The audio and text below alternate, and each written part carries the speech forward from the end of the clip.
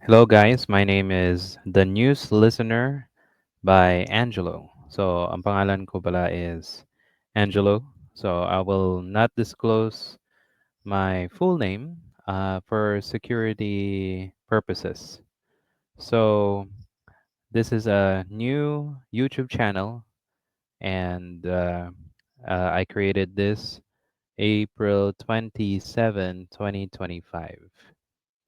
And for the reason na ginawa ko tong YouTube channel, it's because ang dami ng uh, since I don't know if you are aware that since within maybe 10 years or maybe more than earlier than 2016, ang dami ng nagsilabasang fake news and nakakabahala na. Although nung una,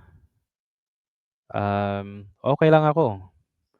Parang hindi ko siya nakikita as a regular person. And nung nagsilabasan na yung mga pictures about yung sa kubeta na ginawa ni politiko nito, tapos, sinisiraan nila. And especially sa mga side ng, let's just say, ng mga yellow. And so until now, yung fake news, grabe. Imagine niyo halos yung mga yung mga sikat na vloggers nagpapalabas ng ganitong information, and ito'y nashi-share ng iba't ibang tao. Katulad ng may mga kakilala ako na hindi nila alam yung tunay ng nangyayari. So nakakabahala siya, and napaisip ako na siguro panahon na para siguro ilabas ko naman yung aking point of view, yung saloobin ko, tsaka kung anong feeling ko or point of view ko sa nangyayari sa ating bansa, especially sa politika, and uh, and siyempre dun din sa social issues. So, my main goal is to provide um, concrete and reliable information, uh, including including uh, from the sources. Hindi tayo kukuha ng sources na nanggagaling sa iba't ibang tao na wala namang uh, credibility.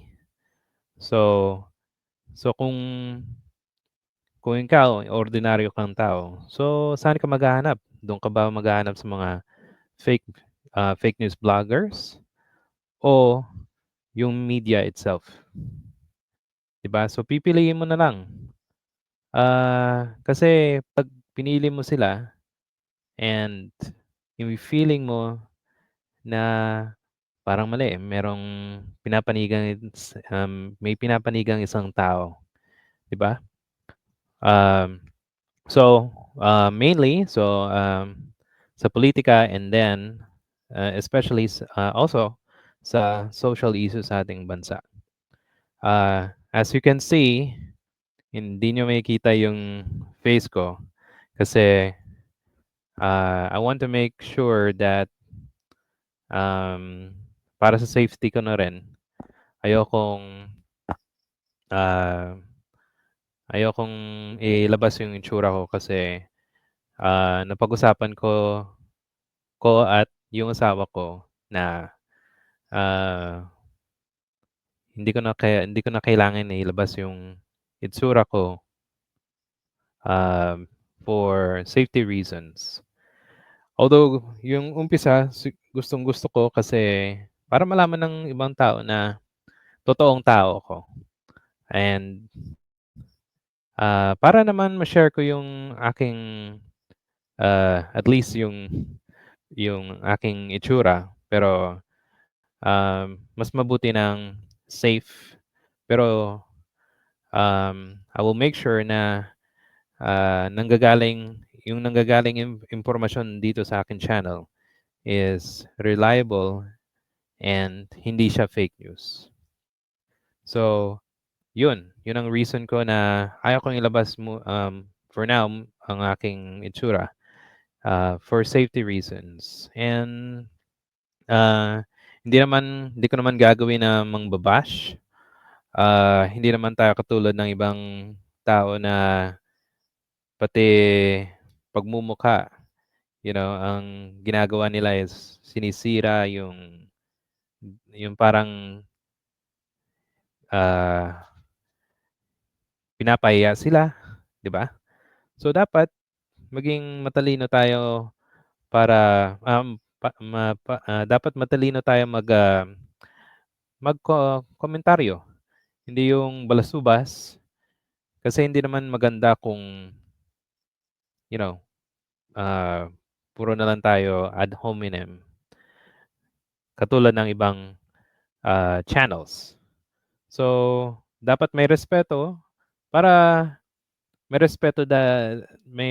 ding respeto na manggagaling doon sa mga manonood dito.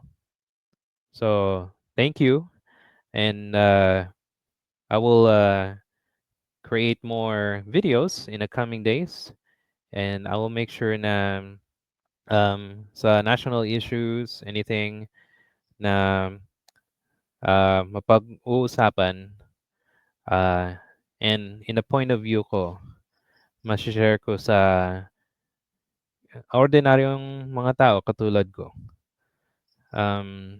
Hindi naman 'to parang, gusto ko lang mag-create ng ng YouTube channel para lang, mangsira ng tao. Siyempre gusto ko naman mag-share ng aking saloobin and in a manner, um, good manner.